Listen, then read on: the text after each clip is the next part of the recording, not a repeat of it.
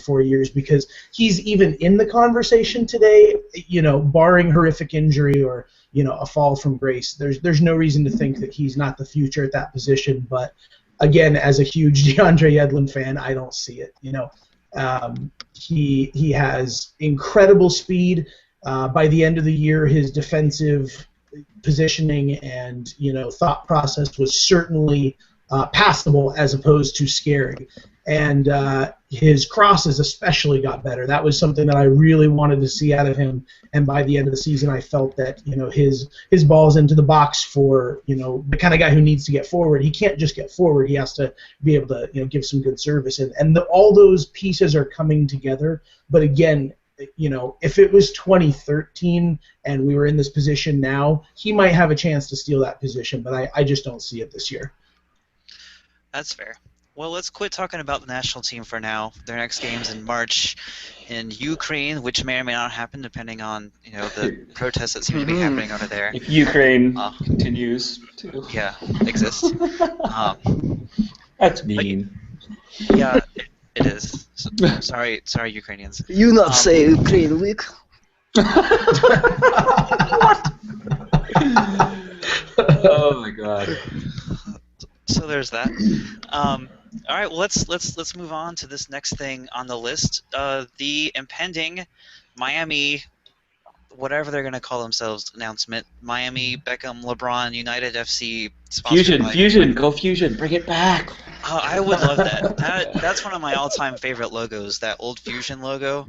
I have to look this up now because I can't. What are the odds on the Fusion? I think that's highly unlikely. Probably like 1%. Oh my God, you like that? Ian, what I love about you is that you fessed up to liking the Crew logo and now the Miami Fusion logo. We'll talk about the Crew logo. I'm gonna conclude that you are color and shape blind. All right. Well, be that as it may. So we're getting another glamour team, one that's going to pair with New York City, and I guess hopefully this podcast goes out on Tuesday, so the day before the announcement, so we can talk about it and people won't be like, what, this already happened. Anyway, so how do you guys feel about new glamour team, LeBron, Beckham, Miami, probably stadium eventually next to the Heat Arena that people like to leave in the last 30 seconds of Game 6? Well, how do you guys feel about this? The traffic there is really bad in those incidents. or something. Or something, I'm really curious to see how the league balances the concerns of the more middle class of the league, as you would call teams like Colorado, Dallas, Chicago, Houston could even be considered in there, San Jose, etc. Teams that don't have a huge amount of money are doing okay in their markets, but aren't about to have a lot of money to splash on high-profile designated players, and they might have a little trouble filling a stadium. San Jose, I think it's unfair to put them in that because I imagine they'll be doing very well. But in the Heartland, it's a little bit rougher for a variety of reasons. So I'm really curious to see how they try and balance the concerns of those teams with the concerns of owners who are coming in and want an opportunity to make a splash in their market, which is expecting a lot of them. I don't know how I honestly have no idea how they're going to balance that. I can't predict where the market's going to go for MLS soccer around the country. Whether it's a new television contract. We know the deal of what the TV contract's going to look like. So, right. It's not like there's some magical pot of TV money coming from somewhere else. But it's going to be tricky. It's going to be very, very tricky to keep the. You can see how the Man City ownership group thinks and what they want out of their team when you look at Manchester City, and watching the way they run roughshod over the English Premier League, with the exception of Chelsea today. But they've just been tearing people apart, and they're going to want the same thing in New York. And I'm curious to see. I have no idea it's going to be challenging. I think it'll be Donny Soccer's great. It'll either be his Waterloo or his not the other Waterloo, the Waterloo for Wellington. Or the Waterloo was good for somebody, so Yeah, someone won that battle. yeah. Right. If it fails in the Southeast twice, I mean that's bad on the league for sure. Well, Yeah. Orlando's not going to fail. We're pretty confident in that, right? That's I'm not going to pretty fail. confident with that. Yeah, I think Orlando. Yeah. But Orlando is going to be, even if they sign Kaká, they're still going to. They're not going to be They're gonna Miami. be one of They're those not going to be small market NYCFC. Yeah. Yep. They're not going to be one of the glamour teams, and I guess I think.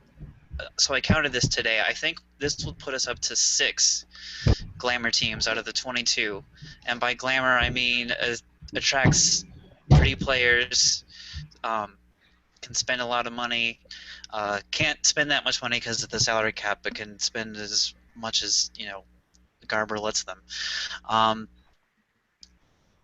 So yeah, I think you're sort of right on, Josh. Is how does MLS deal with that, plus the fact of all these small market teams? Are we going to stop seeing SKC versus RSL in the MLS Cup final? I mean, I hope not. I think what I'd like to see happen, and I think we discussed this like a week ago or 2 weeks ago, is some sort of salary cap luxury tax thing where, yeah, you can buy stars, and that will help, but you can also be smart, like Memphis and San Antonio in the NBA, or like Kansas City and Salt Lake here, and still build a really good roster with a limited amount of money, or not a limited amount, but at least a similar amount. And the fact that there's only 3 DP spots now, I mean, 3 players can only do so much on a soccer field when there's 22. So Yeah. Well, and I mean, how much of it is a marketing standpoint for the league? I mean, we all know that the year following the World Cup is a huge bump in Right. American soccer interest, which is going to coincide nicely with 2 expansion teams, like you said, NYCFC and or 3, I guess, depending on what the expected date for Miami would be. I'm thinking 2016. I don't think I would think so. It seemed kind of silly to put 3 in 2015, but you never know. I expect 2016, but we might be wrong tomorrow. I mean, if we do 3, it's at least balanced conferences. I think. That expansion draft would. Yeah. Murder. I mean, Yeah, that's what I'm thinking of. that would be Expansion brutal. draft. Oh my God. And that'd be especially tough for teams like Portland, who've got amazing depth and no real star players. Right. Yeah, we'll see. I mean, I guess that's the thing, is that it hits it makes depth more important, because you can't lose. You can't have a couple designated players and then a few, like 2 or 3 people who are really propping them up, and then nobody else in there. I mean, and that's. But if I understand the rules correctly on those expansions, assuming that they don't change, teams that have 3 DPs and Generation Adidas players and homegrown players are going to be able to protect a significant amount more than a team that has a single DP and doesn't have any Generation Adidas and doesn't have, Yeah, you can protect all your DPs, you can protect all your homegrowns, you can protect all your GAs. plus 11, right? Plus 10 or 11 more, yeah. Yeah. So, I mean, Wow. teams like Seattle that are running 3 DPs and, Generation Adidas, and they're running homegrown player DeAndre Yedlin. I mean, that's Right. already a whole bunch of free protection plus 11, as opposed to, I don't know, San Jose. And not to mention, Orlando, they'll probably, care a lot about the expansion draft just because, but you can't figure that New York City is going to rely on the expansion draft. I mean, they'll rely on them for their bench and depth, but that's not where they're getting the bulk of their talent, in their minds at least, I presume. So we'll see. So here's my fear, is that teams like New York City, teams like Miami, these other, glamour teams or whatever you want to call them, like New York and like the Red Bulls and the Galaxy and Seattle, and probably by the time Miami comes into the league, TFC will be among those. Of those teams that already exist, they don't really need to be good. Like, MLS doesn't need to help them be good for them to have a solid fan base or support or whatever. I don't think that's the case with New York City and Miami. They might need some help to be good in order to attract a fan base, at least at first. And that is a significant concern, I think.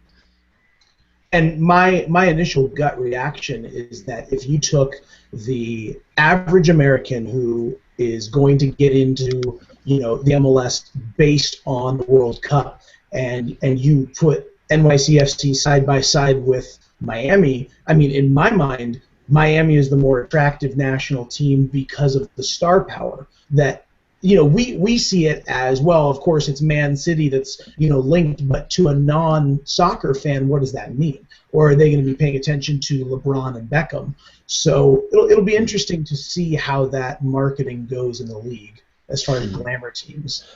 Well, what might be more important than Beckham and LeBron will be the players they can grab who would have been playing in the World Cup or did play in the World Cup in 2014 and are now playing in MLS. I think that's a big, important thing that MLS needs to strive for, is to get players that are going to be featured in the World Cup that's watched by the most Americans in history, and be able to watch those players on an every week basis in MLS.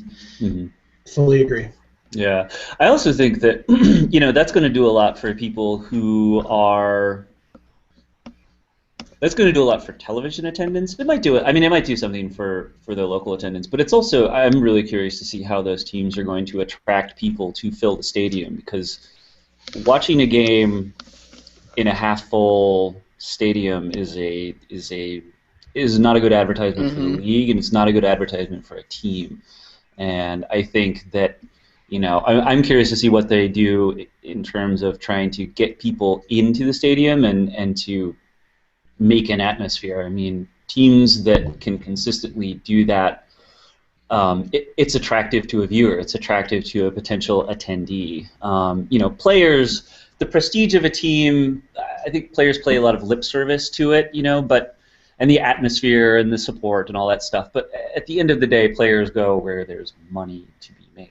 You didn't see all those Dortmund players sticking around for arguably the most impressive atmosphere in Europe. They went to Munich where they could get more money, and I think that same is going to be true for a lot of players. But in terms of getting people to show up and getting people to care and getting people to tune in on a regular basis and follow the team, a lot of it's going to come to. I mean, getting people to tune in, you want marquee names, but getting people to actually show up and care and be involved in a way that is, I feel odd saying this, but marketable, that's there. You've got to do something to get people to come in and care. Year one is easy, right? Year one's always going to be the easiest to fill the seats. Everybody will be curious. Hey, there's this new team in town. Let's go check this out. But year 2, year 3, year 4, especially if your team's not doing so well, what happens? It's the long term that I'm more concerned about. Because I think during the first year, it's going to be very, very easy to fill the seats. Maybe not towards the end of the year, but I think at the beginning we'll see pretty full stadiums. Okay. And then we'll see what happens, with the results. If you look at, for example, with the Toronto FC, I don't think if they poured in a lot of money in this year, you'd be seeing many people at the stadium next year, And that's where it comes down to, is teams like NYC and teams like Miami might be able to support themselves that way. But I look at Orlando and I think, okay, year 1, good. Year 2, year 3, where are we at? Well, Toronto is kind of weird because y'all sort of had a historic run of incompetence. Well, then you can see where my opinion is formed from, right? Yeah. Right, but even then, I mean, just that little bit of hope. I mean, what are you expecting for? And I guess we can segue now into Toronto's preview a little bit. What are you expecting from a fan support level? I mean, it seems like it's going to be pretty well attended, maybe even sold out most of the year, right? Yeah, I'm surprised. There's, I'm a supporter myself, and I look at the banner the banner paintings and everything, and there's a lot more activity than there was. I mean, a year ago, 6 months ago, 2 years ago. It's absolutely crazy. I had trouble last year bringing friends to the stadium. I went to like 3-4 matches last year. I went alone because nobody wanted to go with me. I wanted to go, so I went, and I sat there. But now people want to go. They're asking me, hey, when can we go to a match? And it's all around the excitement of the players. Now, we'll see what the results will be like with Nelson. He's a bit of an inexperienced coach, but with all the money spent, people are expecting to get into the playoffs at the very least. And so we'll see. Does that happen? Does that not? I mean, I'd be kind of surprised if it didn't. But I mean, I've heard some fans, and I'm not including myself in this, that say TFC are going to win the MLS Cup. Well, we'll see. So I mean, there's a broad spectrum of what's going on in terms of support in the city, but the number one thing is the support is back. I mean, the stadium's going to be filled. You'll see the first home game on March 22nd. I think there's going to be sold out for sure. And then again, the test will come again. Like I said, 3-4 months down the line, we'll see what's happening with the results and everything, and with the support. But I think for the first few weeks we'll be okay, and as long as the front office is smart enough to maintain that level of enthusiasm and can reciprocate that onto the field, then I think we'll be okay.